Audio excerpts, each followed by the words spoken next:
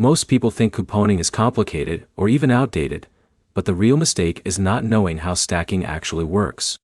That's where they lose easy savings every single time they shop. Here's the truth no one tells you. Coupon stacking at Walmart in 2026 is still possible in smart ways, but only if you understand the rules. Quick promise.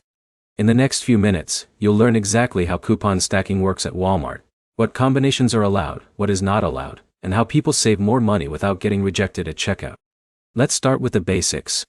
Walmart allows coupons in certain forms, but stacking simply means combining different types of discounts on a single item or purchase when the rules allow it. Now, here's where it gets interesting.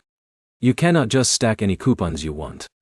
Walmart has a structure, and if you break it, the system will block the discount automatically. So step 1 is understanding coupon types.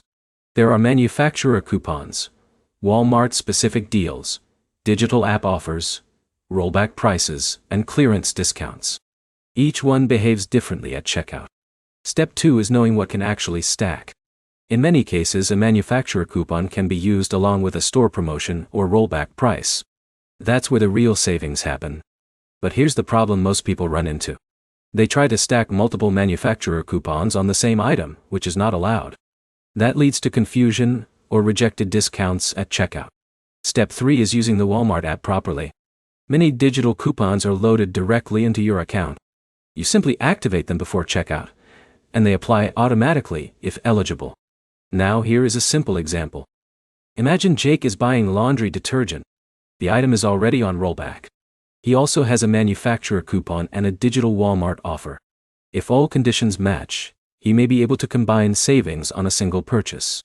Step 4 is understanding exclusions.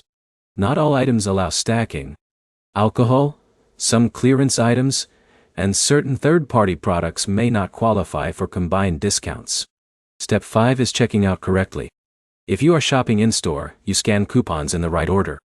If you are shopping online, the system automatically applies eligible discounts during checkout. Now here is an important detail most people miss. Timing matters. Some coupons expire quickly or are tied to specific promotions, so you need to apply them before checkout, not after. Also remember that clearance pricing and rollback deals often change weekly. That means your stacking opportunity may not last long.